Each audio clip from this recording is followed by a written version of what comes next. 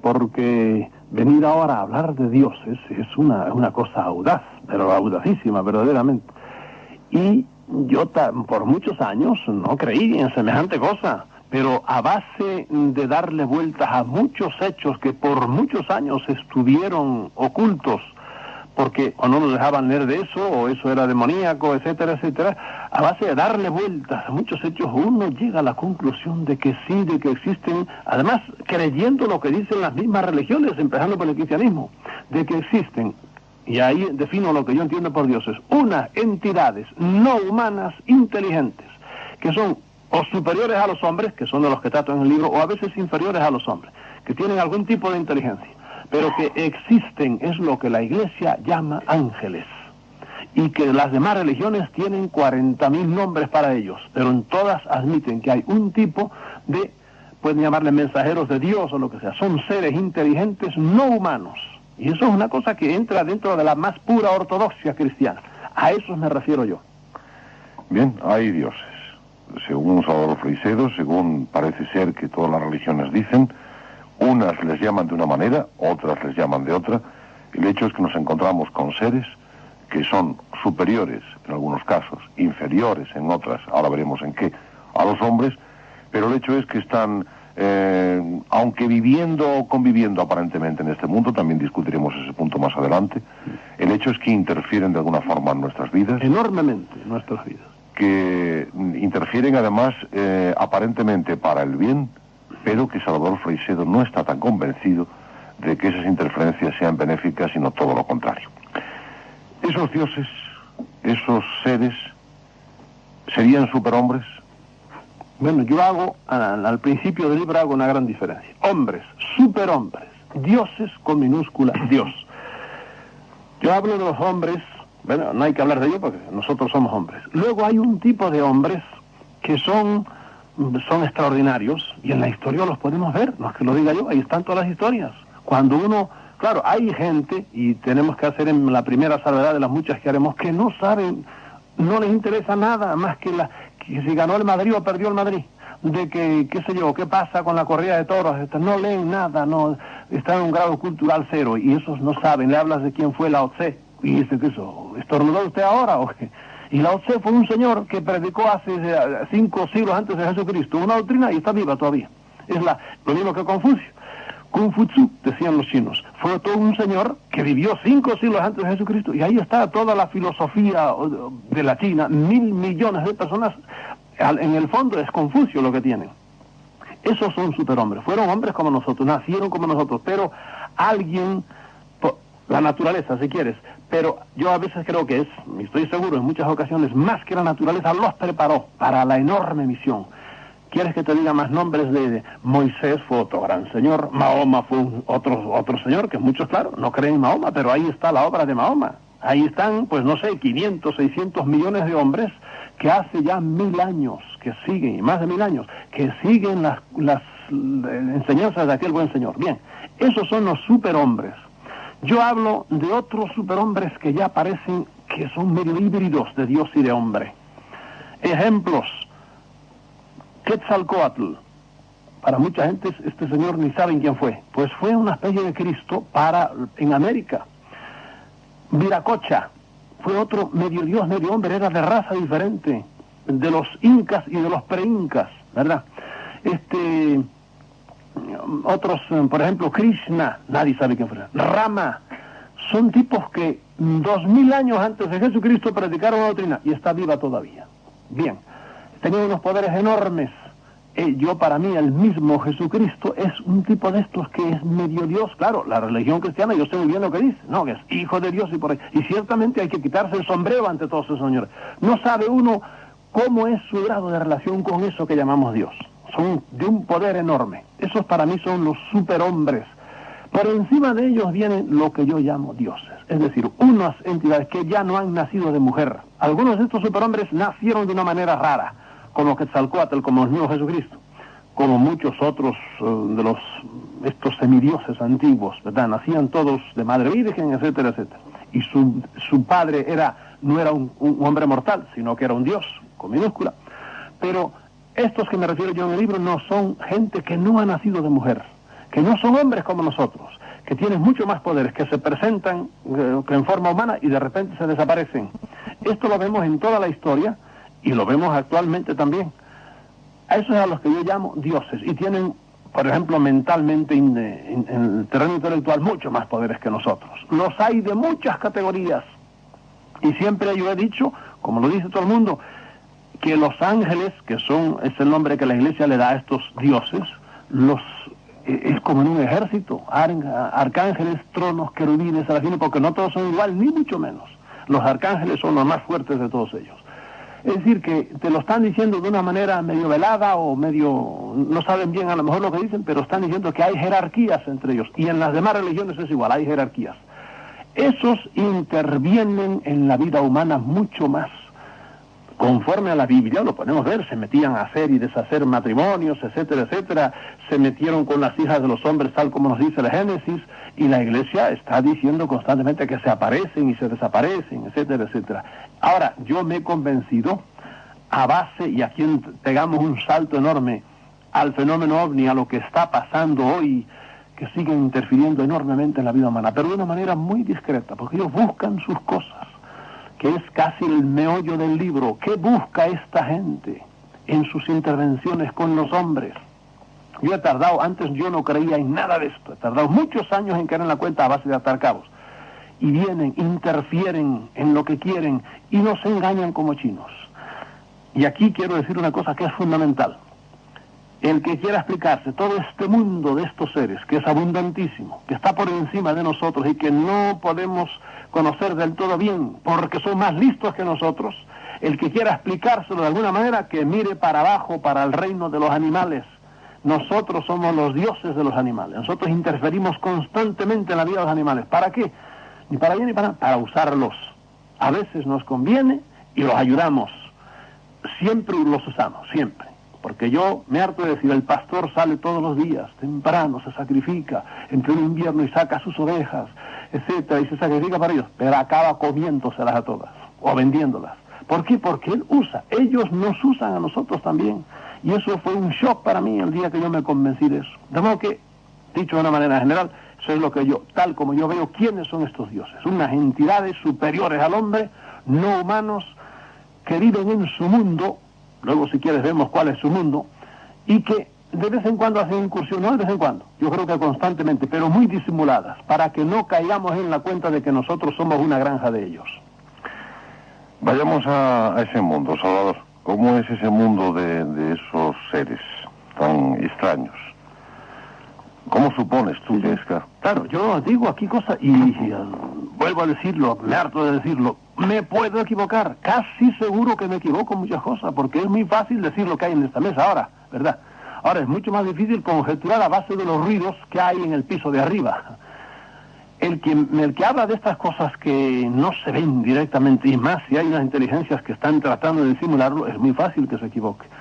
Ahora, no se equivoca en absoluto el que nunca se interesa por estas cosas, pero comete el gran error de no pensar en nada de eso. Yo me atrevo a hablar de eso, y vuelvo a decir que me puedo equivocar, pero muchas veces me parece que estoy más cerca de lo que han dicho otros, y de lo que oficialmente os dice, o sea la ciencia o sea la religión. Y vamos al mundo de esta gente. Entre ellos hay muchas más diferencias de las que hay entre los hombres, muchísimas más. Nosotros solo diferimos en estatura, en nacionalidad, en lengua, en raza. Ellos difieren en muchísimas otras cosas. Estas entidades inteligentes, no humanas. Y claro, yo no sé, como que me estoy imaginando la sonrisa de alguna gente diciendo, ¿y dónde saca estas cosas? Y yo le diría a él, pero ¿y cómo usted no tiene ojos para leer la historia? Bueno, es que no tiene ojos porque yo le diría a muchos de los oyentes, ¿cuándo ha leído usted alguna vez a Plinio? ¿Sabe usted quién es Plinio? Pues mire, Plinio fue un señor, o Tito Livio, que escribió tal cantidad de libros que no caben en esta mesa. Y ya en tiempo de los romanos, léalo, era tan inteligente como usted y como yo, y ya verá la cantidad de cosas que le dice de este tipo de cosas. Y no hay historiador, yo creo, que no, hasta los modernos, que no hable de cosas raras, que no tienen explicación. Absoluto. No hay historiador serio que no hable de cosas raras. Puede ser que los antiguos, como Heródoto, hablaran ya de demasiadas cosas raras, pero los modernos a veces dicen cosas que no tienen. Bueno, hoy día los historiadores modernos son los periodistas, que te están diciendo la historia diaria. Y en un historiador moderno, los superhistoriadores serán la AP, Associated Press, la Reuters, la AF, las agencias de noticias. Y las agencias de noticias constantemente están diciendo cosas rarísimas. ¿Qué pasa? Por ejemplo, en mis libros hay citas. El año, no sé si 50 y tantos, cayó una lluvia de cebada encima del Empire State Building, el edificio más alto del mundo en aquel tiempo. Y los turistas que estaban allí les cayó aquella ducha de cebada. ¿De dónde demonios venía aquella cebada si no había ninguna nube arriba? Además era imposible. Bueno, pues no lo digo yo, lo dice una señora agencia de probablemente la más grande del mundo y que se escriba muy bien las noticias. ¿Ves? Esas son cosas que están ahí y esto para echárselo adelante a la sonrisa escéptica. Bueno, ¿y dónde usted se inventa eso? Leyendo y corriendo mundo como lo he corrido yo para ver cosas raras. Cuánta cosa rara hay en el mundo yo le he visto. Y eso es lo que me ha ido haciendo atar cabos y cabos y cabos. Es decir, aquí hay alguien que está moviendo los hilos de un guiñol y que nos engaña como chinos. Porque nos hacen creer lo que a ellos les conviene, como nosotros a los animales. Les hacemos que coman lo que nos conviene a nosotros. Porque, mira, este animal de la especie vacuna, que coma esto, porque quiero que dé leche. Y le das un determinado tipo de alfalfa o lo que sea. Y este no lo de eso. A este lo quiero hacer un toro de lidia y nada de eso. No me interesa que dé leche, no, que tenga mala leche. Y entonces ahí lo saca el torazo ese. Jugamos con los animales, nosotros somos los dioses de los animales. Ellos lo han hecho con nosotros y para eso ahí te pongo en el libro las 7 u 8 estrategias, de las cuales una de las más grandes son las religiones. Efectivamente el libro es realmente un escándalo. Yo te lo digo así, tranquilamente, y se lo digo a los oyentes, porque los que sean creyentes a la vieja usanza, qué duda cabe que cuando tengan este libro en las manos, si es que lo leen, su tendencia será quemarlo inmediatamente, Salvador. Mientras no me quemen a mí no hay problema. Que quemen porque primero espero que compren el libro para quemarlo, porque si no... Sí, eso sería bueno. Primero que te lo compren, luego lo quemen, ¿no? Así sale tradición inmediatamente. Claro, todos estos seres, los grandes, porque ya te digo, hay muchas categorías, tienen la tendencia a prohijar un pueblo. No lo digo yo, lo dicen los historiadores. Hay una nota en la Biblia de Jerusalén, dice, todos los pueblos antiguos se creían prohijados por un Dios que los defendía. En realidad no los defendía nada, los defendía para lo que le convenía a él, pero lo dice hasta la Biblia de Jerusalén, una nota. Pues bien, tenían la tendencia a prohijar un pueblo, y dirigirlo, llevarlo, igual que nosotros hemos hecho con determinada raza de determinado animal. Y entonces lo cultivamos, por ejemplo, qué sé yo, de bisones. Un bisón, vamos a ver si le hacemos más blanca la piel, lo hacemos más largo, y de hecho es lo que hemos hecho. Hoy día hay unos bisones maravillosos, mucho más grandes que los de hace 10 generaciones o 100 generaciones, porque nos conviene. Yahvé, yo creo que existió, y fue un ser físico. Para mí todo es físico en el cosmos, todo es físico. Igual era primo hermano, por ejemplo, de Júpiter. Yo antes no creía que Júpiter había existido, ahora creo que Júpiter existió, deduciendo lo que de la misma existencia de Yahvé.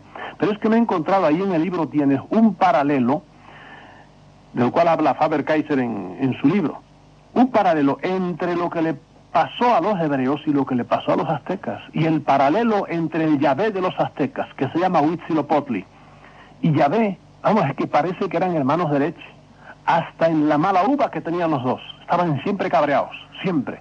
Porque Yahvé estaba perpetuamente cabreado. Y tú no sé si te acordarás, cuando éramos niños, decíamos, perdona a tu pueblo, Señor, no estés eternamente enojado. Y aquellas cosas que cantábamos, decía, pero bueno, ¿qué clase de leche este que necesita bicarbonato sódico? Porque parece que no hace bien la digestión, está siempre de malas. Todos los dioses eran así. Huitzilopochtli también tenía, y Pachacamac, diríamos, el Yahvé de los incas era igual. Y les pedía los terribles sacrificios que les pedía. El paralelo es enorme. Yahvé andaba montado en su nube, ¿verdad? Huitzilopochtli los hizo caminar también, mucho más que a los hebreos. Durante siglo y medio estuvieron caminando. Pero por lo menos, y según tu libro, los hace caminar en línea recta y bueno, es un viaje real. Pero sí, es que los israelitas estuvieron dando vueltas por el desierto como tontos.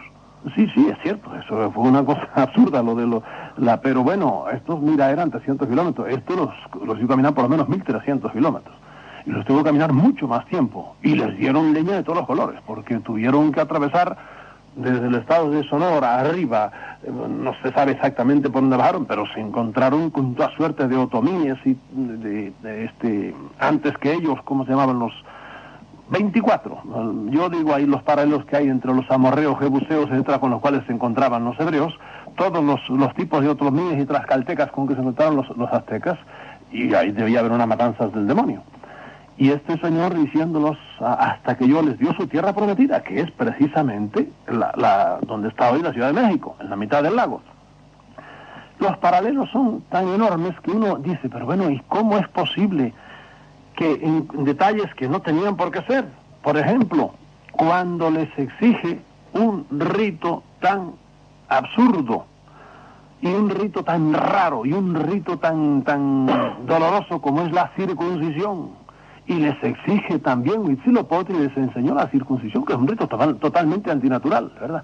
Y tú veías circuncidando a los aztecas, a sus hijos. Uno dice, pero ¿y por qué es esto?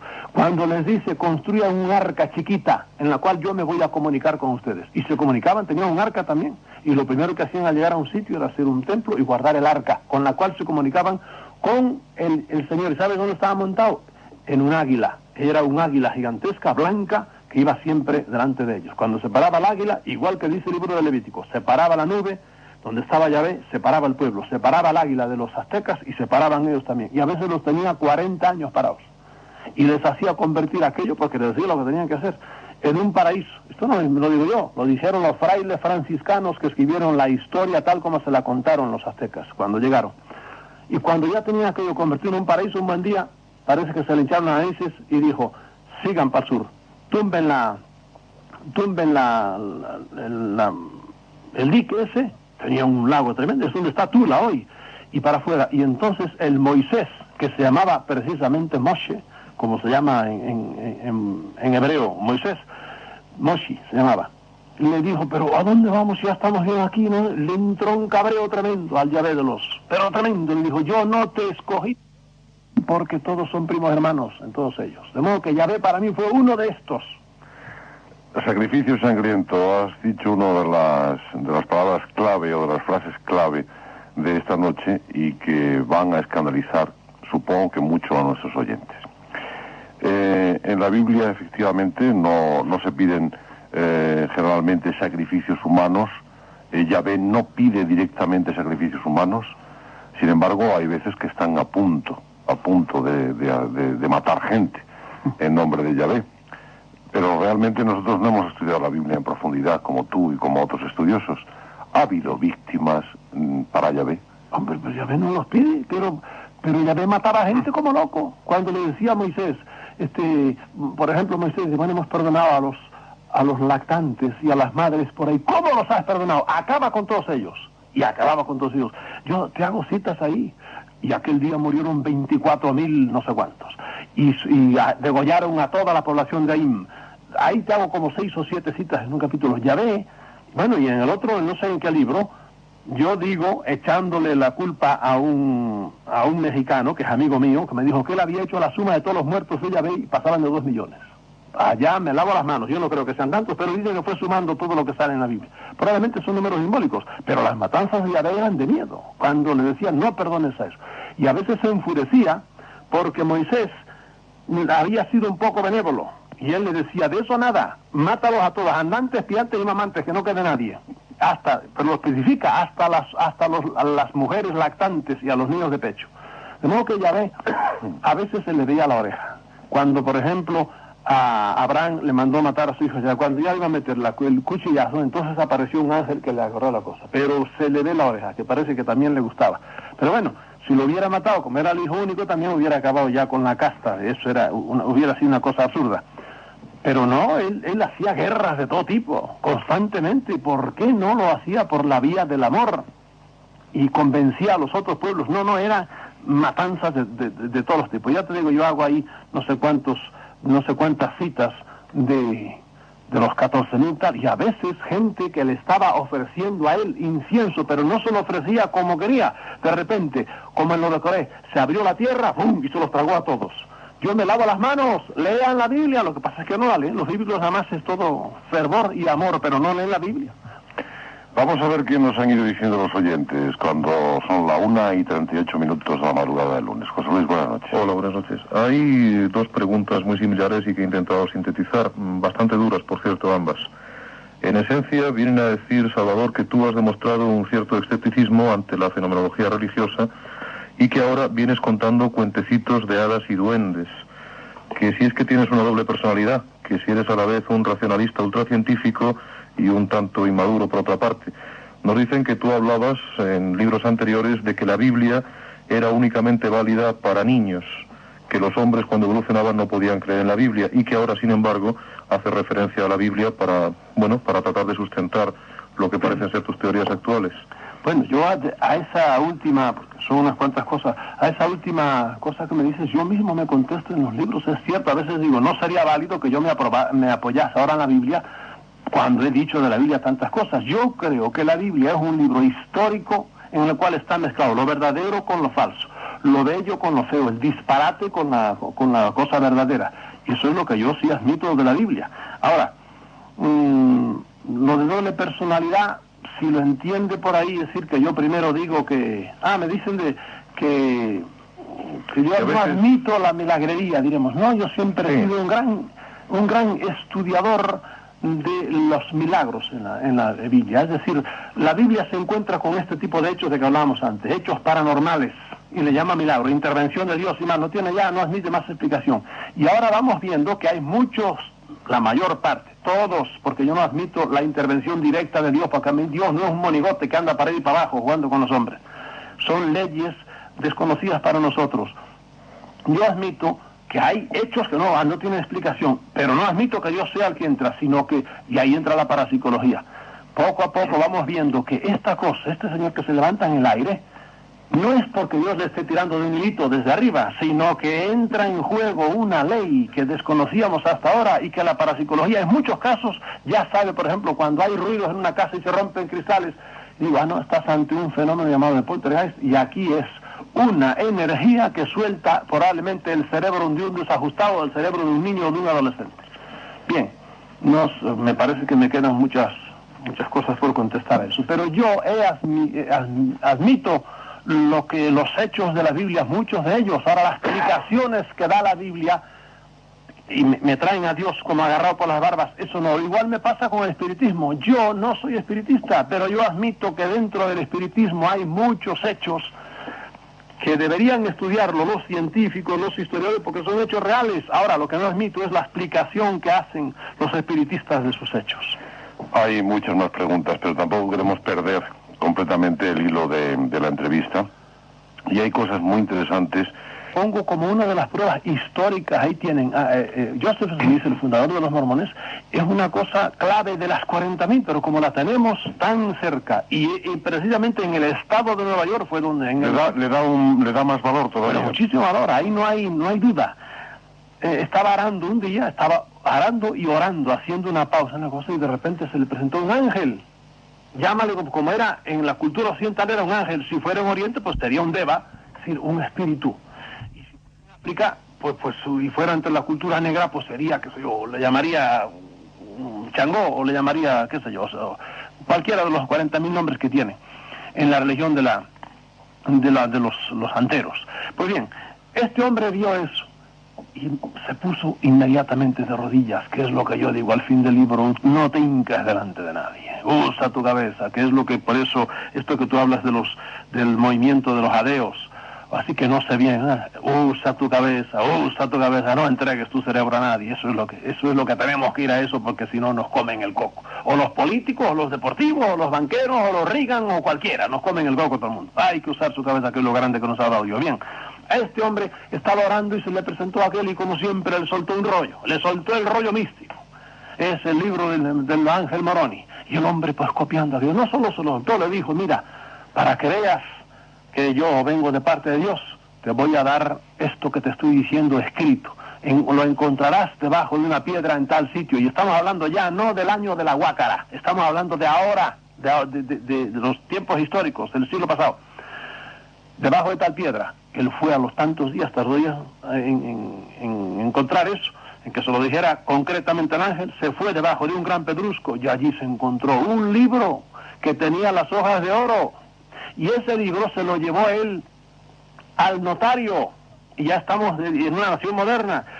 Y en 2 ocasiones, en una hubo 14 testigos y en otra hubo no sé cuántos testigos que dieron testimonio delante del notario, gente que no era de su secta, porque él estaba empezando entonces, es decir, tenía 2 o 3 familiares que lo seguían, y dijeron: hemos visto un libro que tiene unos caracteres antiguos que se parecían a los hebreos, y que es de oro, y hasta valoraron y lo pesaron, y ahí están, eso lo guardan ellos en Utah como una gran cosa, el testimonio que dieron los entendidos en metales. Y así fueron los que lo firmaron. No el original que se lo devolvió al ángel, sino la copia o el acta notarial. Lo que tiene, sí, el original no lo tiene. Lo que los testigos dijeron fue, ellos observaron y lo pesaron. Entonces el ángel, que suelen hacerlo así, siempre le dice: me la devuelves otra vez. Lo puso allá y se desapareció aquello. No les gusta dejar esas detrás, por decirlo así. Tú sabes, en los casos que hay por ahí, cuando se le ha pedido, deme una copia, ellos no suelen dar. Dan a veces piedras, piedras, o alguna vez dan un pedazo de metal, pero no les gusta dar aparatos un poco más complejos, o como hubiera sido esto, una cosa de oro ya con caracteres. Ya le enseñaron cómo descifrar esos caracteres, eso no se lo dieron. A este señor que preguntaba, en que yo les vengo con cuentitos por ahí: señor, tómese usted el trabajo de leer estas cosas. Ahora, si usted solo lee al profeta Jeremías natural, pero lea usted esto, eso está en la historia, ¿entiende? Y eso, tómese usted el trabajo de ir al estado de Utah y le enseñarán las actas notariales de este señor que dice que vio una cosa así, y ahí tiene todo un movimiento, que lo ve usted a lo mejor en la esquina de su casa. Son esos ruiditos de caramelo que andan por ahí los mormoncitos, eso por todas las esquinas. Es de un hombre que predicó verdaderas, algunas cosas son chifladeras, ¿verdad? Pero ahí lo tiene, con una potencia tremenda en el mundo entero. ¿Cómo es posible? ¿Por qué? Porque ahí explico yo, en un sitio le digo, cómo se hace discípulos. Esa gente tiene un poder enorme para hacer discípulos. ¿Por qué? Porque les ponen el cerebro a 1000. Ese ser que se les presenta les da unos poderes enormes. Y así digan que 2 y 2 son 5, y tienen los testigos de Jehová es otro ejemplo eminente, diciendo las cosas increíbles que dicen los testigos de Jehová. Pues ahí los tienes. Ahí tienes al pobre Clemente del Palmar de Troya diciendo las cosas increíbles que esa gente dice, y tiene adeptos de todas partes. Vienen de Irlanda y le dan dinero, porque hay en juego ahí una cosa que no es precisamente, luego entra lo material, entran los vividores y los buscones, no, pero hay todo un mecanismo cerebral tremendo. Y por eso yo le digo a la gente: si viene algún tipo de estos que predica cosas muy raras y en plan mesiánico y queriendo hacer discípulos, no se acerque a él físicamente, sobre todo no deje que sus hijos se acerquen, porque es capaz de hacer que de la noche a la mañana de repente diga: papá, me voy, y se hace o testigo de Jehová, o mormón, o del Opus Dei, que es el mismo fenómeno para mí, el mismísimo fenómeno. El hecho, Salvador, es, según vamos siguiendo tu libro, nos damos cuenta, puesto que tú has analizado la historia, que siempre hay, para cada pueblo, de momento hay siempre un Dios.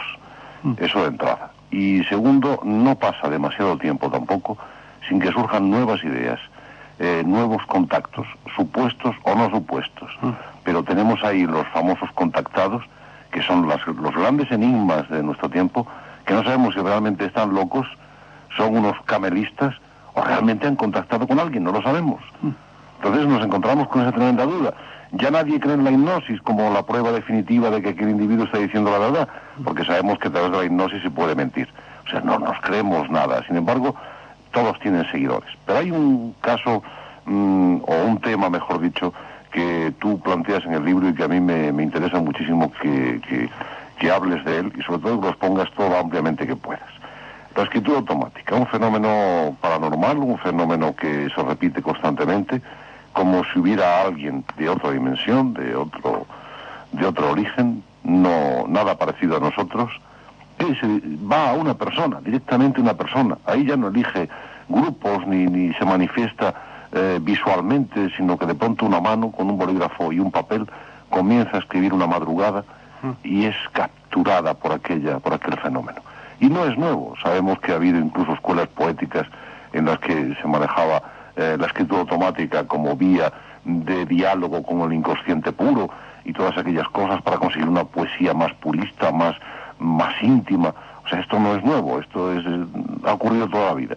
Inteligentes, más o menos, porque algunos lo disimulan muchísimo que lo son,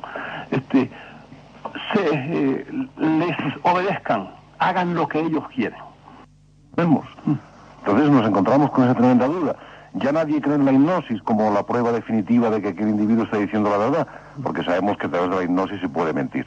O sea, no nos creemos nada. Sin embargo, todos tienen seguidores. Pero hay un caso, o un tema, mejor dicho, que tú planteas en el libro y que a mí me interesa muchísimo que hables de él y sobre todo que los pongas todo lo ampliamente que puedas. La escritura automática, un fenómeno paranormal, un fenómeno que se repite constantemente, como si hubiera alguien de otra dimensión, de otro origen, no nada parecido a nosotros, que va a una persona, directamente una persona. Ahí ya no elige grupos ni se manifiesta visualmente, sino que de pronto una mano con un bolígrafo y un papel comienza a escribir una madrugada y es capturada por aquel fenómeno. Y no es nuevo, sabemos que ha habido incluso escuelas poéticas en las que se manejaba la escritura automática como vía de diálogo con el inconsciente puro y todas aquellas cosas para conseguir una poesía más purista, más íntima. O sea, esto no es nuevo, esto ha ocurrido toda la vida. Inteligentes, más o menos, porque algunos lo disimulan muchísimo que lo son, les obedezcan, hagan lo que ellos quieren. De modo que la escritura automática para mí es una de las maneras, no de las más importantes ni mucho menos, pero una de las maneras de manifestarse los dioses. Los dioses se manifiestan de maneras públicas y de maneras privadas. Eso es una manera privada. Maneras privadas de manifestarse, las apariciones. Hay gente que está en su habitación y sin que tenga la mano que se le mueva ni nada, de repente ve cosas o empieza a oír cosas, ¿verdad? Es un tipo de aparición, de eso está llena la historia. Incluso el cristianismo, al Señor que llamó antes, yo sé que hay muchísimos santos han tenido apariciones y se les han hablado, etcétera, etcétera. Yo conozco eso también y lo equiparo con lo que pasa a gente que están fuera ya del cristianismo. Otra manera que tienen los dioses de manifestarse, las apariciones son lo más importante, y todas las grandes religiones y las pequeñas han comenzado por apariciones. Y dentro de una religión, a veces coge una nueva fuerza dentro ya de una religión, la devoción X, la devoción al Sagrado Corazón de Jesús. ¿Por qué? Por las apariciones de Santa Margarita María de Alacoque. Y ahí cogió impulso la devoción al Sagrado Corazón. Se le presentaba alguien que decía que ella creía, y la Iglesia lo cree así, yo no lo creo, que era el Sagrado Corazón de Jesús, que era Cristo con el corazón fuera, y le dijo y dio candela dentro. Tienen suerte esas apariciones cuando son en un marco y no son demasiado heréticas, porque a veces salen un poco, como le pasa al Clemente de Troya, un poco marginales y los liquidan. Es decir, los intereses creados ya de la religión vieja acaba con quien sea, o con Savonarola, o con qué sé yo. Gente que han predicado, ha habido cientos de esos casos dentro del cristianismo, cosas que molestaban al poder constituido y los aplastaban. Bien. Otra manera de manifestarse son lo que yo llamo el proceso de la iluminación. Hay mucha gente que está medio dormido, se da casi siempre cuando el cerebro está en alfa, y de repente empiezan a sentir algo así como un orgasmo mental, que les llega hasta los tuétanos, y empiezan a sentir un gozo fisiológico, pero al mismo tiempo la mente se les empiezan a comprenderlo todo. Esos son los estados de éxtasis, de rapto de los místicos, y gente que nunca ha practicado nada. Son fenómenos curiosísimos que ha estudiado sobre todo William James, que no tiene nada religioso. Pues bien, empiezan a sentir eso y ese hombre arranca una secta nueva. ¿Entiendes? Son lo que yo llamo iluminación, que a veces es sin aparición, nada más que empieza a sentir, y ahí probablemente él fuera, no ya como la escritura automática, que la escritura automática, y es otra de las maneras de manifestarse los dioses, la mente no sabe lo que va a escribir, es el brazo el que se mueve, y entonces el pobre individuo que es víctima de ese fenómeno, fíjate bien, que es víctima de ese fenómeno, está leyendo, él pasmado, adiós, mira lo que estoy escribiendo, mira lo que estoy diciendo, porque él no sabe, no le pasa a través de la mente, directamente la influencia va a la mano. Es igual que pasa en la Ouija, la gente está moviendo la Ouija, y de repente están leyendo todos, porque no les pasa a través de la mente.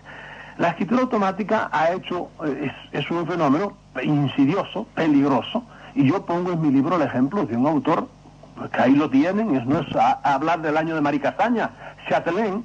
Ahí pueden leer los libros de él hoy día en las librerías todas de Madrid. Chatelain es un señor que ha trabajado en el proyecto Apolo, era, si no me engaño, un francés ingeniero, el jefe de todas las comunicaciones de todo el proyecto Apolo. Pues bien, Chatelain de repente un buen día, estando tumbado, le pasó eso.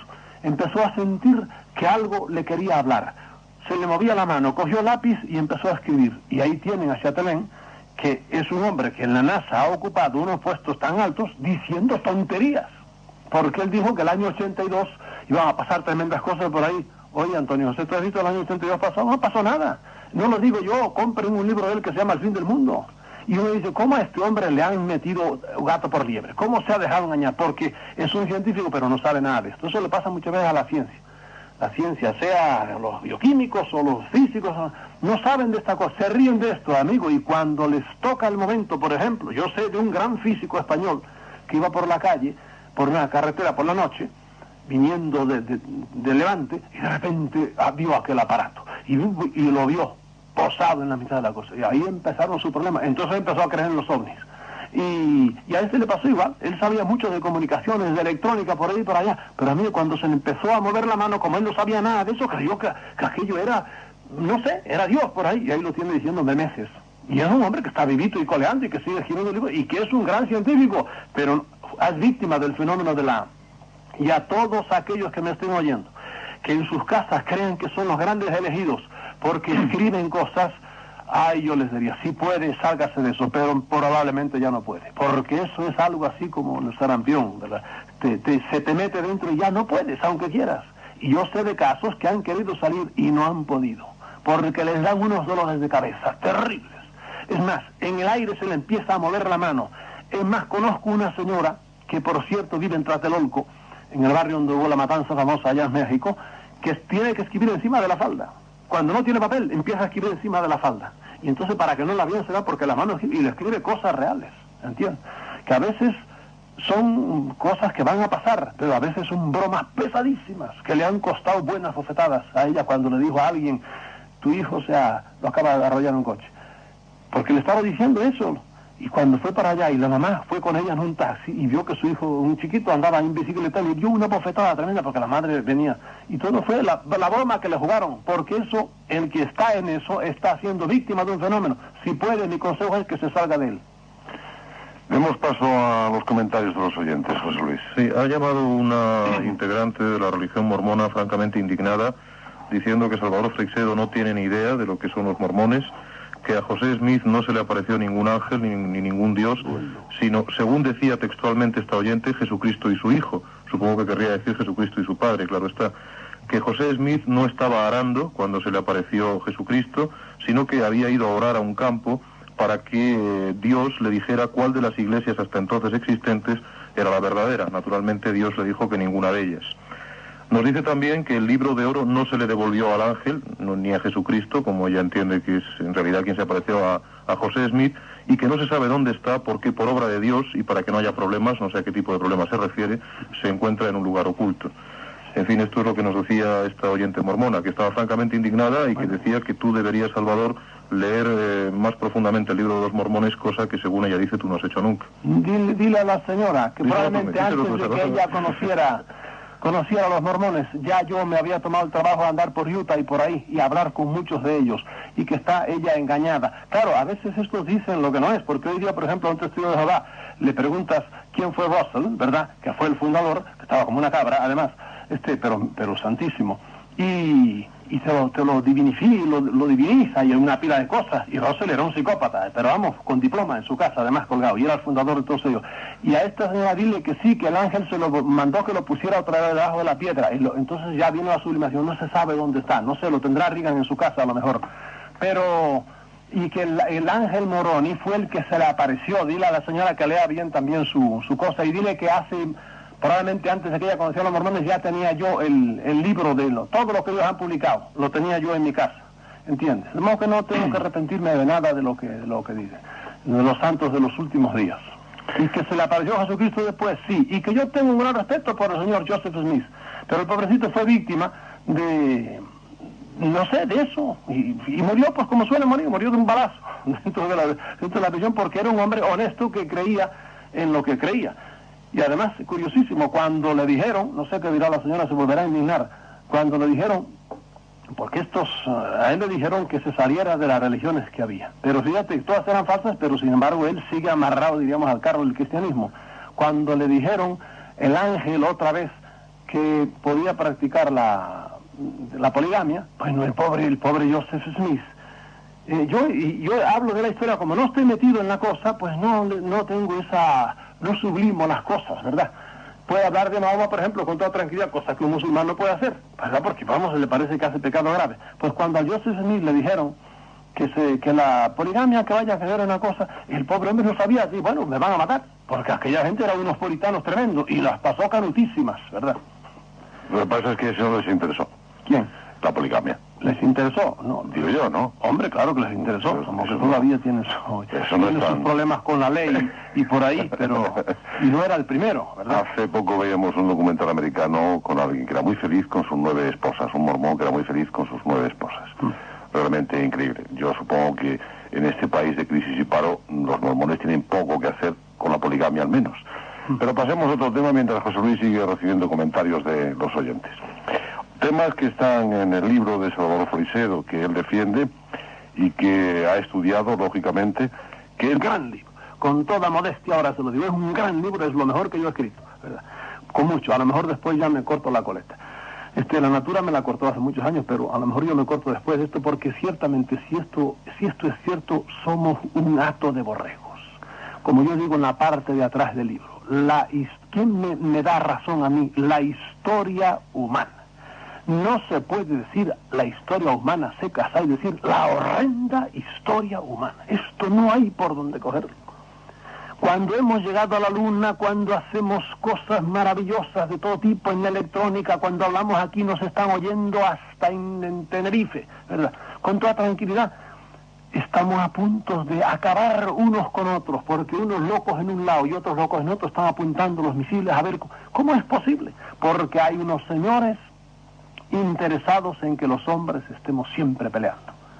Y ahí vendría ya la explicación, bueno, ¿y por qué? Es que ellos quieren que los hombres peleemos, igual que el criador de toros quiere que los toros sean bravos. El pobre toro no sabe que lo están manipulando para hacer de él un miuda perfecto y que salga a la plaza y arremeta hasta con los burladeros, ¿verdad? Ellos también, porque sacan algo de esa bravura nuestra y nos ponen a pelear y nos han puesto a pelear. Y para eso tienen todas las estrategias que han tenido siempre. De modo que este libro realmente es un libro radical. Yo lo considero mucho más importante que todas las, iba a decir ya unas palabras, toda esa droga política de que nos dan todos los días, de todos los libros y todas las, lo que dice este político que dice, nada, de eso son cosas de hoy, de aquí a 30 años. ¿Quién se acuerda hoy a un joven? ¿Quién fue Maura? ¿Maura? No sé, debió ser un torero grandísimo por ahí. No saben quién fue Maura ya. Y fue hace 5 años, prácticamente. Este libro va a las directrices profundas, a la raíz de la humanidad, del hombre. ¿Qué hacemos en el mundo? Que eso es a lo que va la religión. Lo que pasa es que nos da una droga enseguida.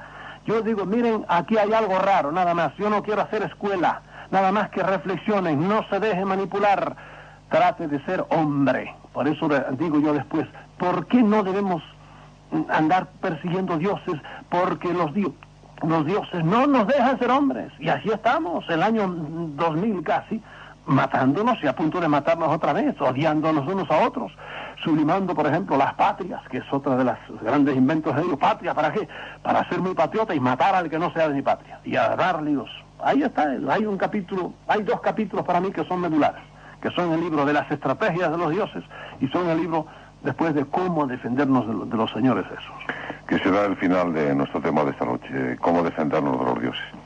Salvador, de todas formas, antes un oyente planteaba el tema de los duendes, de las hadas, de los cuentecitos.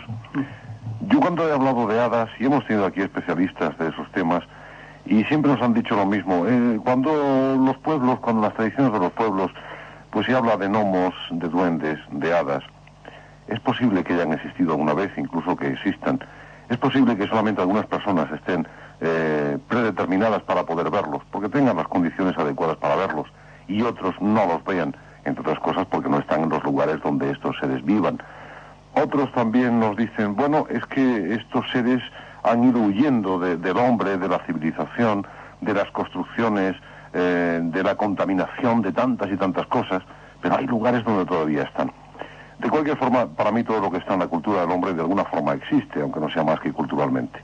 Pero tú en tu libro hablas de las hadas, hablas de los duendes, hablas de los gnomos, y yo creo que podríamos establecer perfectamente una comparación entre las apariciones de las religiones, de todas, porque no solamente ha habido apariciones y milagros en la religión cristiana, sino en otras muchas, en la mayoría de ellas ha habido apariciones siempre, que establezcamos, si es posible, una comparación entre estos seres, duendes, hadas, gnomos, geniecillos, elfos, yo qué sé, con esas otras apariciones que han sido bendecidas por las iglesias del mundo, por todas las iglesias del mundo, siempre y cuando pues conviniera a sus fines, claro está.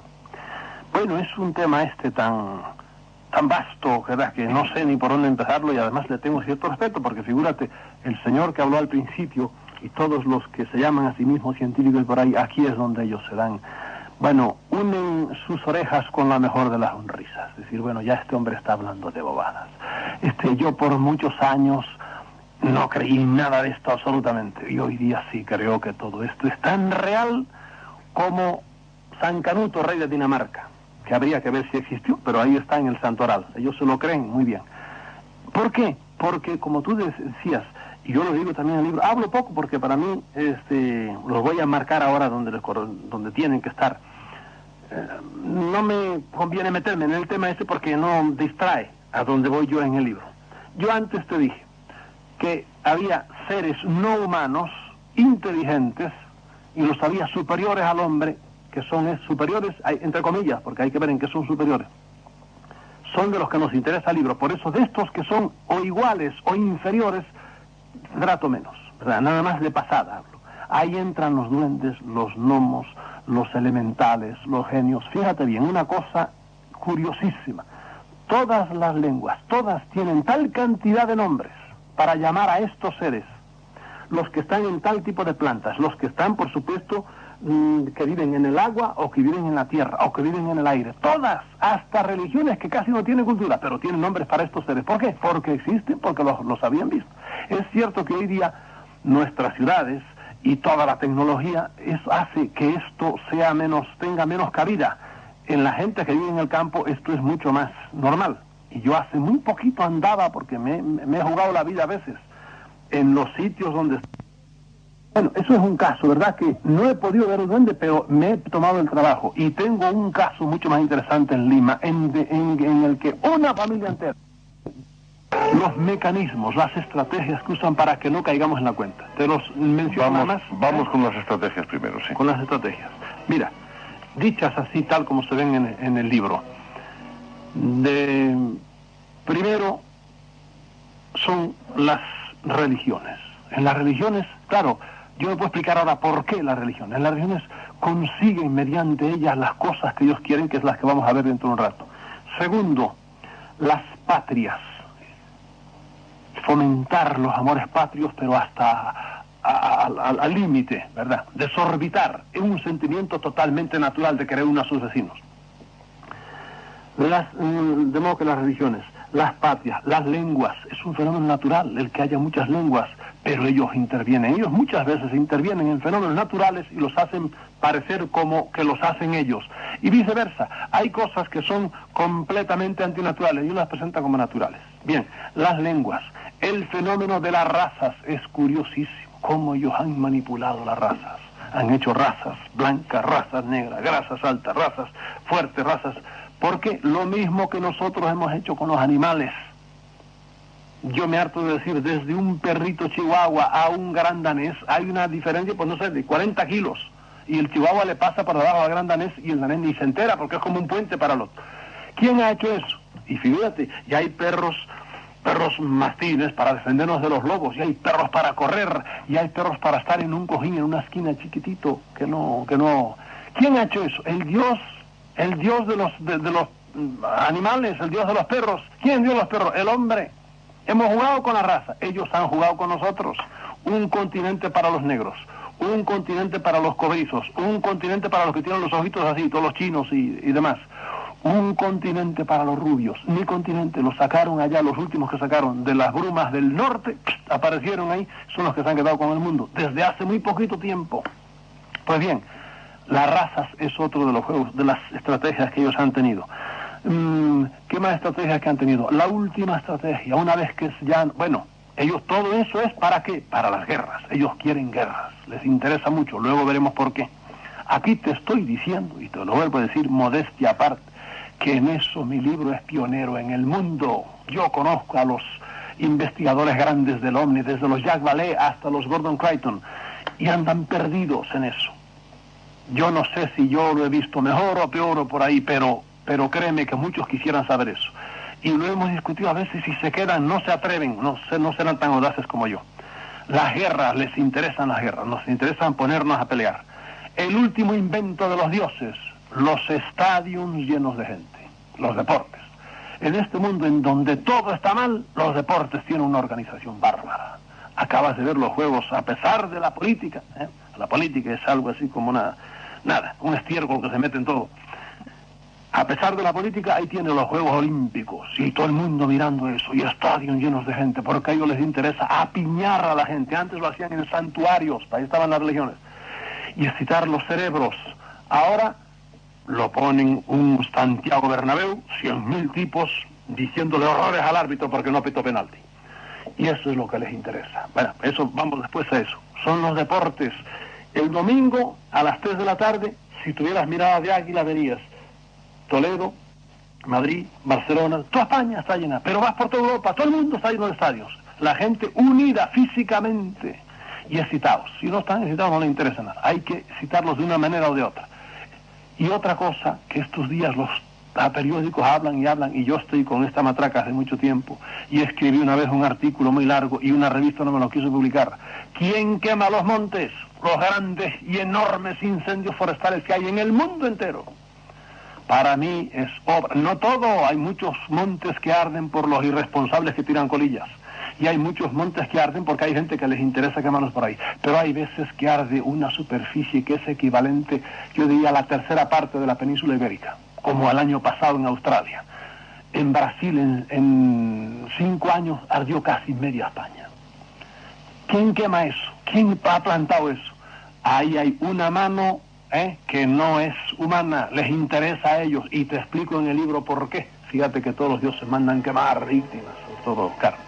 Esas son las grandes estrategias que yo desmenuzo en el artículo, en uno de los capítulos, los juegos de los dioses se llaman. Es duro admitir todo esto, es raro admitir todo esto, puede ser que me equivoque, ahí se lo dejo, y se lo doy con hechos. Yo no me debía llamarse paulinismo, y yo conozco muy bien la epístola a los romanos y la epístola a los hebreos, etcétera, etcétera, y Dios bendiga a Pablo y que siga diciendo que va a haber falsos profetas y todo eso, pero yo no creo en ese señor. Había otra llamada un poco más dura, bueno, te lo voy a decir textualmente, en la que nos decía que tú estás como una cabra, y que cómo puedes, si tú estás como una cabra, hablar. Él me decía que concretamente de José Smith, yo creo que de quien has hablado en ese sentido era del fundador de los Testigos de Jehová, y no lo recuerdo bien. Los mormones, sí. Fundador de los mormones, sí. Mormones, sí. Bueno, me habías dicho que estaba como una cabra. ¿Quién? ¿Él? Sí, lo habías dicho. Dios lo bendiga, pues que trate de no ordeñarme porque no me voy a dejar ordeñar. Y entonces dice que como tú, que eres en realidad un iluminado, es lo que nos decía textualmente este oyente, puedes hablar mal de los iluminados anteriores. No, lo mío no ha venido, fíjate bien, yo digo siempre, todo conocimiento que venga vía iluminativa, vía iluminación, es decir, cuando tú estás tumbado, que es como suele pasar, y de repente empiezas a ver, no, yo es vía deductiva, yo leo, y pienso, y si alguien viene y me quiere empezar, si puedo zafarme, empieza a dictar toda una cosa, lo mando al cuerno, porque yo quiero con mi cerebrito deducir y no dejarme atracar de todas esas ideas. Este señor, como muchos otros, será un fanatiquito de una idea, a lo mejor tiene mucho nombre, a lo mejor tiene poco nombre, a lo mejor es la última secta que se descubrió, y sigue con su tema, y cree que él tiene a Dios agarrado por las barbas.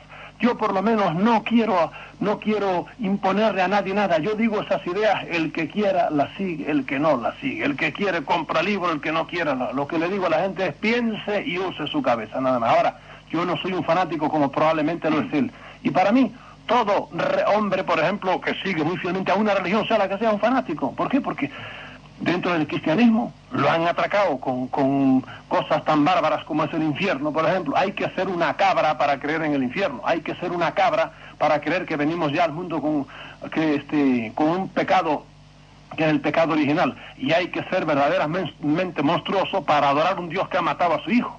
¿O no es así lo que dice el cristianismo? El Yahvé mató a su hijo para salvarnos a los otros. Digo, pues un hombre que mata a su hijo es un monstruo. Hay que ser verdaderamente microcefálico para eso. Y yo no admito esas cosas y punto. Otro oyente que también te acusaba de iluminado, es la acusación favorita en esta noche, sí, decía que careces de base antropológica y que estás olvidando al hablar de religión que la religión es una excusa impuesta por las clases dominantes precisamente para ejercer su dominio y que tú pareces no hablar de eso. Ese hombre está intoxicado con los manuales universitarios, ¿verdad? Y los antropólogos tienen muchas explicaciones, pero a todos esos les pregunto a los antropólogos, ¿por qué ustedes dan unas explicaciones, lo mismo que a los paleontólogos por ahí, que son mucho más difíciles de admitir que los hechos más sencillos? Por ejemplo, en paleontología, ¿cómo arman ustedes todo un hombre entero con medio maxilar? Toda una cultura, a lo mejor con media pata de un señor ahí.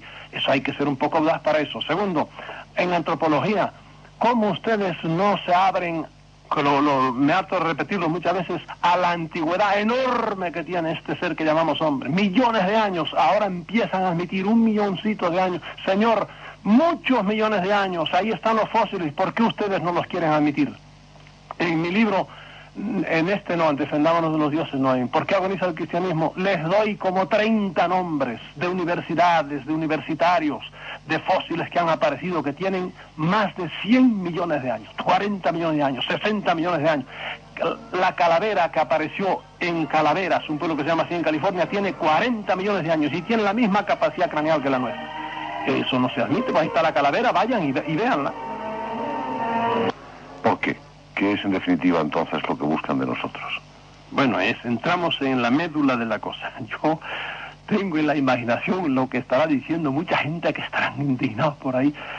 Invítalos, Antonio José, una noche tráelos aquí, ¿no? Y me mandas a mí al Cuerno y los traes a ellos y que digan sus teorías y verás cómo cada uno te va a venir con su viejo caldo recalentado.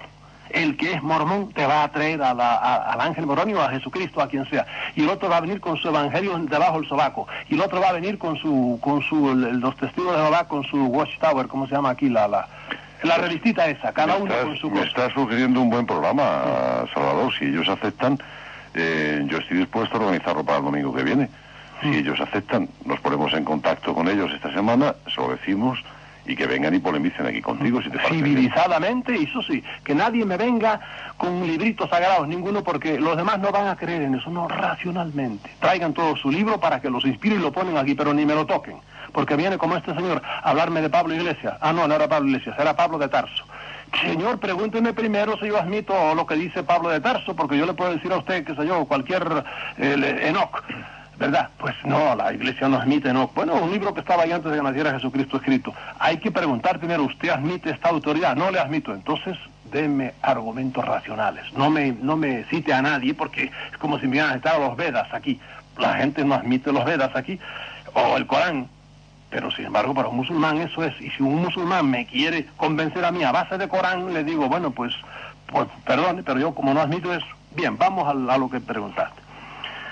Yo estaré, puede ser que, como dicen esto, estaré como una cabra, pero es una cabra que piensa. Y usted está como un tronco, es un hombre sabio, pero usted no piensa. Usted le dieron ya una hierba masticada, usted se la tragó y quiera Dios que la pueda digerir, y así hay mucha gente. Nacieron en eso y son fieles ¿a qué? A la paja que les dieron cuando nacieron. Discurra usted con su cabeza y verá como hay 1000 cosas, no solo en lo religioso, sino en el orden tradicional de costumbres, etcétera, que no aguantan la más mínima examen que se les haga. Pero no, hay que ser, la fidelidad es uno de todos los engaños de los dioses, fidelidad a las tradiciones, pero si las tradiciones nos matan en 40.000 cosas. Bien, ¿qué buscan los dioses? Creo que aquí es poner el dedo en la llaga, y repito que me puedo equivocar. Creo que los dioses, estos señores que andan por ahí, que ahora se nos presentan en forma de ovnis, y en otros tiempos se presentaron en forma de Júpiteres, o qué sé yo, de Huitzilopochtli, como te dije antes, o de Moloch, o de Baal, porque todos los pueblos tienen dioses. Pues bien, buscan una cosa física que produce el más maravilloso instrumento que hay en la superficie del planeta, de nuestro planeta, de nuestro nivel de existencia. Y es unas ondas que produce este maravilloso instrumento que es el cerebro humano. Es lo más grande que hay en nuestro nivel, el cerebro humano. Produce un tipo de ondas. Y al hablar de ondas hay que hacer un paréntesis. En el cosmos todo es ondas. Un lingote de acero, el bloque de acero es ondas mucho más compactas, pero son ondas electromagnéticas. Cuando vas al nivel cuántico, al nivel subatómico, y ya bajas más abajo de los electrones, ¿qué es eso? Pues son ondas electromagnéticas. Ahí la mente empieza a perderse, pero no es nada prácticamente cuando vas en un lingote de acero. Si tienes una visión de ultramicroscopio, ya no hay. ¿Dónde está la dureza del acero? Se perdió. Son ondas electromagnéticas. Pues bien, las ondas que poco a poco en la sociedad van entrando en forma de que de hornos de microondas, pones el pavo en el medio, en un cajoncito, le das a un botón y tú pones a ver dónde está el butano. No hay butano. ¿Y dónde está la resistencia del mono rojo? No hay resistencia. ¿Qué pasa? Lo están bombardeando. ¿Con qué? Con ondas. Son microondas. Y el pavito al cabo de un rato empieza a soltar su casita. ¿Y es un milagro? Sí, son las ondas. El cosmos entero, aquí tú y yo estamos hablando ahora. ¿Y por dónde va esto? ¿Va por la carretera de aquí a Murcia? No, va por los aires. Ondas. Un tipo de ondas son las microondas que cuestan el pavo. Otro tipo de ondas son estas ondas hertzianas. Las de la televisión son otras. Las del teléfono son otras. Son miles de tipos de, no miles, millones de tipos de ondas. Pues bien, el cerebro produce un tipo de ondas muy superior en frecuencia y en longitud a estas. Sobre todo en frecuencia. A estas de que estamos hablando son unas superondas y eso les hace cosquillas a estos seres. Olvídate ya del nombre de dioses que parece que los hace sobrenaturales. No, son unos tipos que andan por ahí arriba y les hace cosquillas eso. Lo mismo que al hombre le hace cosquillas, ve al toro como embiste y las cosas que hace. O otras cosas, por ejemplo, hay animales que la velocidad de un galgo, o en el patinaje artístico, esos quiebros que hace la danzarina encima del patinaje de hielo, y al hombre le produce un placer estético, ¿verdad? Pues estos cogen un placer de las ondas que emite el cerebro humano, pero cuando está en determinadas circunstancias. Y es sobre todo cuando está excitado. Yo explico qué tipo de excitación es, ¿verdad? Sobre todo cuando está atormentado, que es la excitación más grande que hay. Pero un cerebro, por ejemplo, aplaudiendo, es la misma cosa, ¿verdad? Probablemente es menos de lo que le da cuando está atormentado. Eso es lo más que buscan ellos. Y por eso todas sus estrategias han ido a juntar a los hombres. Tienen que estar juntos porque en una batería de un automóvil tú tienes el cacharro de la batería. Y tienes un vaso, otro vaso, otro vaso, otro vaso. Un vaso solo no te arranca el automóvil. Tiene que estar 12, 20, 30, depende de cómo sea la batería. Y entre todos, pum, sacan un voltaje de 12 voltios o lo que sea y te arrancan el automóvil. Y el ejemplo que yo pongo en el libro. A un dueño de una vaquería no le interesa tener una vaca en lo alto del monte y otra en el fondo del valle, no las junta todas para ordeñarlas a todas juntas. Y entonces sí le trae cuenta. Ellos siempre han tratado de juntarnos. Así se hacía antes, aparecía el Dios, estaban todos juntitos los hombres de las cavernas. O más tarde los juntaban a los grandes santuarios, sea en Delfos o sea en la India, en 40.000 santuarios. Juntitos. Mira, en la Biblia, ¿usted cree en la Biblia? Pues está obligado a creer esto, que yo cito ahora, otras cosas no las cito, porque me parece que está equivocada. La Biblia dice, quema las entrañas de los animales, etcétera, porque esto sube como un manjar tranquilizante para Yahvé. Una especie de droga, a Yahvé le gustaba cuando mataban los animales, y eso iremos enseguida. De modo que no solo es el cerebro humano el que produce eso, son los cerebros de los animales, porque el cerebro ya de un animal sobre todo un vertebrado, es un instrumento maravilloso, aún el del animal. Eso es lo primero que busca, las ondas que produce el cerebro. ¿Por qué? No sabemos exactamente por qué, pero les produces como un café. Ellos no viven de eso, como tú no vives del café. El café ya te hace una buena comidita, entonces te tomas tu cafecito y lo disfrutas. Si no hay café, no te mueres ni mucho menos. Ellos sin esto pueden seguir viviendo tranquilamente. Eso es lo primero que buscan. Segundo, buscan otro tipo de ondas que los hombres le llamamos vida. Las ondas que son de otra frecuencia diferente, que producen un cuerpo humano.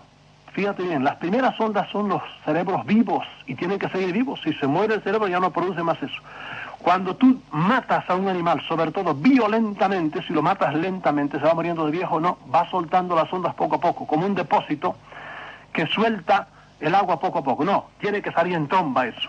Esas ondas, si matas al animal o al hombre, lo matas violentamente, esas ondas salen en tromba todas. Es decir, se le va la vida. Pero esa vida no es más, no es una cosa espiritual, son ondas electromagnéticas. Este tipo de ondas también les gustan. Tercera cosa que buscan cuando ya mataste al toro, lo tienes ahí tirado. Ese toro se murió, pero están vivas todas sus células. Y las células emite cada una de ellas un tipo de onda, en una frecuencia diferente. Y ellos también les gusta eso, porque tú coges un pedazo de piel del toro y se lo ingestas a otro, y va para adelante esa piel, porque está viva todavía la piel. Ellos quieren también sacarle la vida del cuerpo, no ya del hombre o del toro, sino de cada uno de los tejidos. Tercera cosa. Cuarta cosa que buscan la energía, que son también ondas que suelta la sangre cuando está fuera del cuerpo. La sangre emite eso naturalmente. Es algo así como cuando tú hierves agua, el agua, ¿qué emite? Vapor. Es que está suelta. Y ves un agua que está dejando vapor, no hace falta que la toques, está hirviendo. La sangre suelta ese tipo de energía, ella sola. Y por eso lo que quiero es verter sangre. Ahora vamos, tú imagínate un hombre que vaya a ser sacrificado. Y pon un animal igual. Un hombre que vaya a ser sacrificado ante un dios. A lo mejor hay 50 hombres. Y ha habido cientos de miles. Porque casi todas las religiones sacrificaban seres humanos directa o indirectamente. Como decíamos, Yahvé también no decía sacrificio, pero le decía a Moisés, mata a todo ese pueblo. Ahí está la Biblia. Tú imagínate el terror que pasa a ese hombre. Ahí cogen la primera cosa que quieren. El cerebro atormentado, vivo, soltando para afuera esas ondas. Y ellos las captan. Segundo, le pegan un golpe, como hacían los aztecas. Los aztecas mataban para ofrecerle a Huitzilopochtli el corazón sangriento, le pegaban un tajo debajo de la última costilla, con un sílex, una piedra de... Ellos no usaban en sílex, usaban otro tipo de piedra muy dura que hay allí. Le daban un tajo, le metía al sacerdote la mano, mira en qué rito se metían los sacerdotes, le arrancaban el corazón, que venía enganchado todavía con arterias y venas, y se lo ofrecía latiendo todavía a Huitzilopochtli. 20.000 en 2 días. Eso está la historia ahí.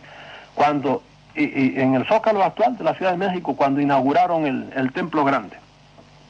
Eso es lo que, con eso consiguen, el segundo, la muerte violenta del hombre. Ahora imagínate un hombre que le quiere sacar, los dioses le quieren sacar la vida de cada uno de los tejidos, ya está el animal muerto. ¿Cómo se le saca eso? ¿Sabes cómo se saca? Quemándolo. Y por eso todos los dioses mataban a hacer aquellas bárbaras piras, quemar los toros. ¿Por qué? Porque ahí la vida se escapa a chorro, la vida de cada una de las células. Y claro, el resultado de eso, ríos de sangre, ríos de sangre. Lean cómo fue la inauguración del Templo de Salomón, donde se mataron 20.000 bueyes. No lo digo yo, está en la Biblia.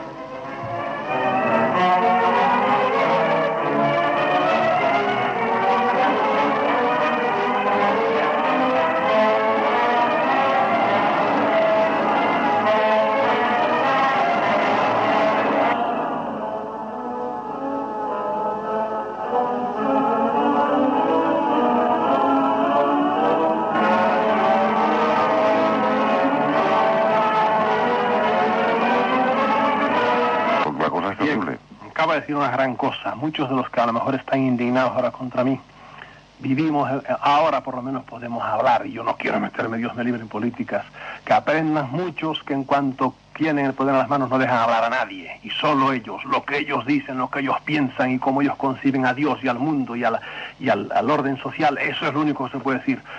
Esto lo hubiera podido decir yo hace, 10 años. No, porque está prohibido pensar y punto. Ahora por lo menos ellos que discrepen y que me llamen cabra y todo lo que les dé la gana, ya que tienen el mal gusto de oírme a mí, ¿verdad? Y yo tengo también la libertad ahora de hablar, y eso es mucho más humano y mucho más cristiano, señores. ¿Por qué? Porque el cristianismo también está muy basado en ese respeto a la persona humana, que muchos se olvidan de eso. Bien. No rendir la mente a nadie. Antes de eso, déjame decirte que ¿por qué tenemos que defendernos de los dioses? Antes de cómo tenemos que... Nada más te voy a dar una razón. Porque no nos dejan ser hombres. Hace miles de años que el hombre ha puesto toda su inteligencia, todo su esfuerzo. ¿En qué? En adorar a Dios, en seguir sus mandamientos, cada uno sus mandamientos, y en virtud de esos mandamientos nos hemos matado, pero como chinches. En virtud de mandamientos religiosos, nos hemos matado protestantes a católicos. Y eso que seguimos a un mismo Dios. Mahometanos a cristianos. Ahí están matándose. Nos hemos matado y nos seguimos matando. Ahí está el Ulster. El Ulster, ahí está Pakistán, con Pakistán y la India. Unos son mahometanos, otros son hindúes. A matarse por las vacas, condenadas vacas. Ahí está el infierno del Líbano, donde en el fondo de todo está, ¿quién? El fanatismo israelita. Hace 4.000 años vino Yahvé y les dijo unas cosas, y en virtud de eso todavía se han convertido en los nazis del Medio Oriente. Bien, vamos a dejar eso ahí, que si no dicen que entramos en política. De modo que no nos dejan ser hombres.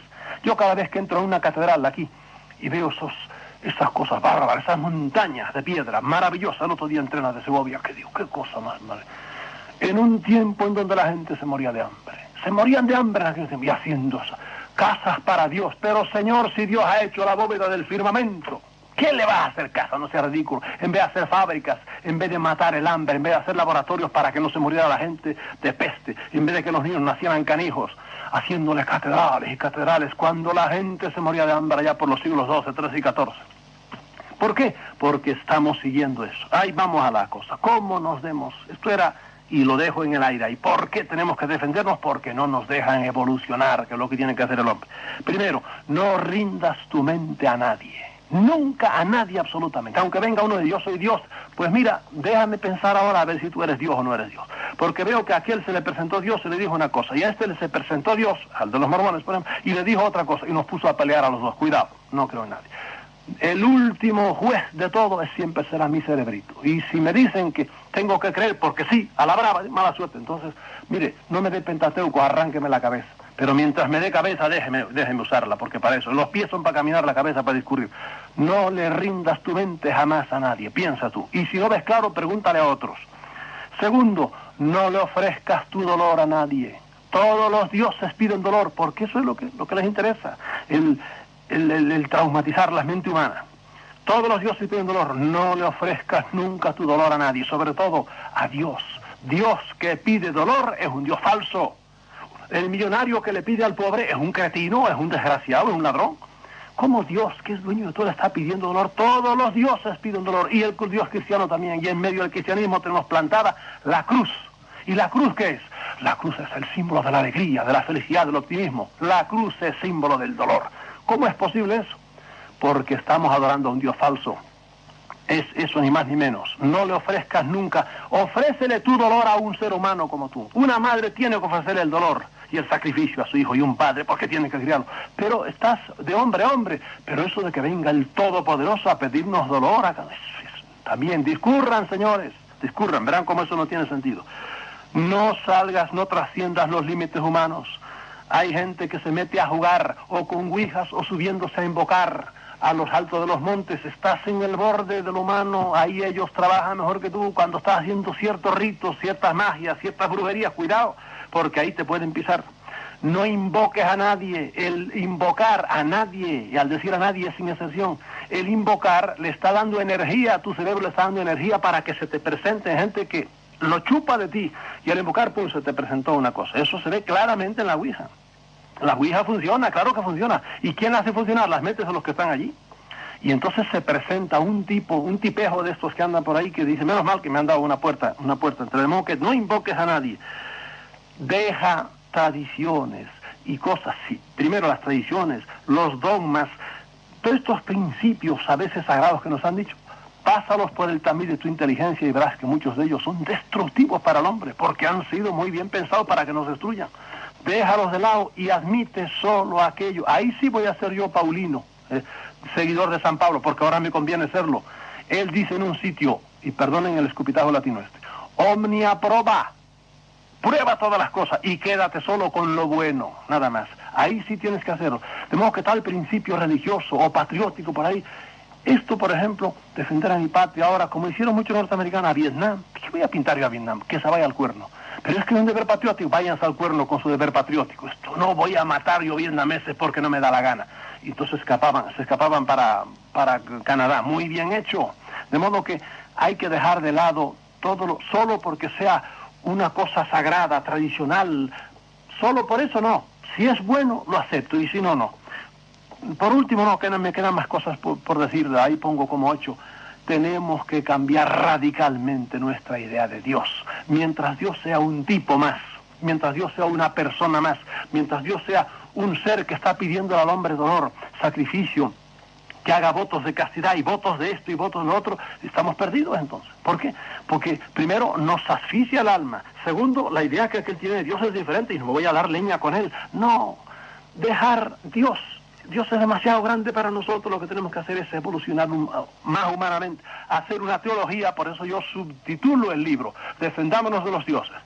Título grande. Primer subtítulo, la culminación del fenómeno ovni, porque para mí los ovnis son la última manifestación de estos dioses. Y le pongo otro subtítulo, hacia una nueva teología. Hace falta una teología en donde el hombre no esté buscando como un loco a Dios, como si Dios fuera un fetiche que anda por ahí. No, en donde el hombre trate de evolucionar y el centro de la teología sea el hombre. ¿Para qué? Pues para que crezca. Es que el niño, ¿qué tiene que hacer? Andar viendo cómo le da gusto a Felipe González, que es el presidente de la nación. No, el niño lo que tiene que hacer es crecer él y hacerse un ciudadano. La humanidad tiene que crecer ella, tiene que dejar de pelear, tiene que dejar de guerrear, de estar traumatizada, tiene que superar las enfermedades. Estamos muertos todavía por cánceres y por cosas, y gastamos miles de millones. El loco de Reagan y el loco del Tchernienko ahí, miles de millones, ¿para qué? Más cohetes, pero no sean imbéciles, no sean cretinos. Den ese dinero entero para darle de comer a la humanidad y déjense de estar amenazándose. Pero estamos regidos por cretinos, porque también son instrumentos de ellos. Y ahí nos tienen muertos de miedo a todo el mundo. De modo que la teología del hombre, a eso vamos. Y eso es mientras, mira, en la humanidad, mientras no entre, más o menos, no sé si por todas, pero por las ideas y las directrices que yo digo en ese libro, vamos a seguir siendo tan imbéciles como somos. Amenazándonos. Porque por si acaso no fueran buenos unos, pues ahí tenemos a la NATO, que también está haciendo sus pinitos de gastarse también sus 100.000 millones y cosas por el estilo. Eso es lo que yo propongo en ese libro. ¿Son ideas locas? No lo sé. Eso es lo que ha dado mi cerebrito y ahí se lo pongo. ¿Le gusta? Pues léalo y cómpralo y medítelo. ¿No le gusta? Pues y sobre todo lo mejor que hace, algunas cosas recíbalas y otras no reciban. Eso es todo lo que tengo que decir. A lo largo de toda la noche lo ha ido repitiendo. Mi cerebrito, su cerebro, el de usted también, amigo oyente. Y seguramente de todo lo que usted ha escuchado aquí esta noche, hay cosas que rechazará de una forma contundente y tajante. Otras le habrán abierto dudas. Otras, en definitiva, habrán servido de revulsivo para usted. Pero lo que aquí había que poner sobre la mesa se ha puesto. Y ha sido un desafío. Todo un reto para que usted piense. Es algo que también a nosotros nos preocupa mucho. Que usted piense, que usted decida, que se prepare profundamente y una vez preparado, elija su camino. Que no se deje guiar ni por Salvador Freixedo ni por otros Salvadores Freixedos que hay en el mundo. Por nadie. Es usted quien tiene que madurar las ideas en su mente. Es usted quien tiene que darse cuenta del mundo en el que vivimos.